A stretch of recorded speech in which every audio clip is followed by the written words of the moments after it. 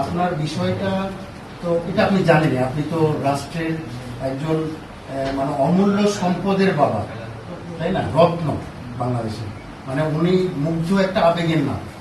তো এটা আপনি বুঝেনি তাহলে প্রাইম মিনিস্টার কত কনসার্ন ওনার ব্যাপারে। আমার সাথে মানে একাধিকবার চিকিৎসার বিষয়গুলো ঠিক মতো চলছে কিনা, খোঁজ খবর নিচ্ছি কিনা, যেহেতু আমি তার ব্যক্তিগত চিকিৎসক হিসেবে আমাকে উনি কাছে পান, আর আপনাদের বিষয়গুলো তো উনি ইনফর্ম বিভিন্ন মান আমরা রোমন ভাই, ওটা আলবার্ট নতুন ভাই, ওনারা জানিয়েছেন। আবার এজ এ ডক্টর, আবার যেহেতু এটা কার্ডিয়াক পার্ট, এই জন্য আমি রিপিটেডলি উনি আমাকে বারবার বলেছেন যে খোঁজ খবর। আমি আবার ডিরেক্টর স্যারের সঙ্গে অজিত স্যার কিন্তু উনি এতক্ষণ বসেও ছিলেন, ওনারা একটা কল করেছেন এখানে জাস্ট একটু আগে বেরিয়ে গেছেন। তো আপনার ব্যাপারটা নিয়ে অনেক কনসার্ন আমাদের মাননীয় প্রধানমন্ত্রী, এবং আপনার চিকিৎসার খোঁজ খবর তো নিচ্ছেনই, একই সঙ্গে আপনার অর্থনৈতিক বিষয়গুলোরও কিভাবে সমাধান করা যায় সেটা এই হসপিটালের পাশ বা প্রাইম মিনিস্টার অফিস থেকে উনি নিজেই বলেছেন যে দায়িত্ব নেবেন। এবং আমি এখানে এসেছি যে ওনার মেসেজটা কনভে করার জন্য, যে উনি আপনার ব্যাপারে অত্যন্ত কনসার্ন এবং আপনি কেমন আছেন এটা একটু আমি নিজে চোখে দেখি।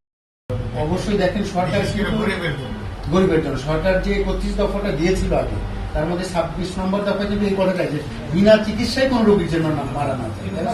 তাহলে সবার জন্য যে স্বাস্থ্য, এই বিষয়টাকে উনি বারবার বলতেছে যে ইউনাইটেড কিংডমের যে NHS ওটার আদলে করা যায় কিনা, এইগুলোর ব্যাপারে তো রাষ্ট্র তার মতো করে এগোবে। আর হেলথ কার্ডের বিষয়টাও তো আপনি শুনছেন, এগুলো ধীরে ধীরে হবে। দেখেন, মুগ্ধ মতো একটা ছেলে, এত ভালো একটা ছেলে, সে যে রক্ত দিল, সেটার বিনিময় তো আর স্বাস্থ্য ব্যবস্থাটাতেও তো প্রভাব পড়তে হবে। আগের মতো চললে হলো না, সেবামূলক কাজে গিয়েছিল, তাই না? সে তো মানুষকে সেবাই করছে, সেবা করতে গেছিল।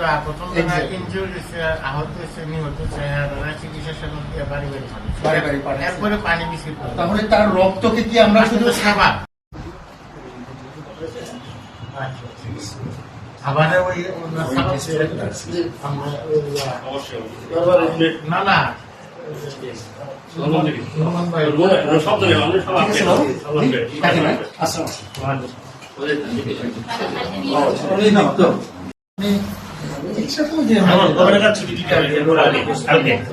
আচ্ছা, এমনিতে আমাদের একটা ইয়ে আছে।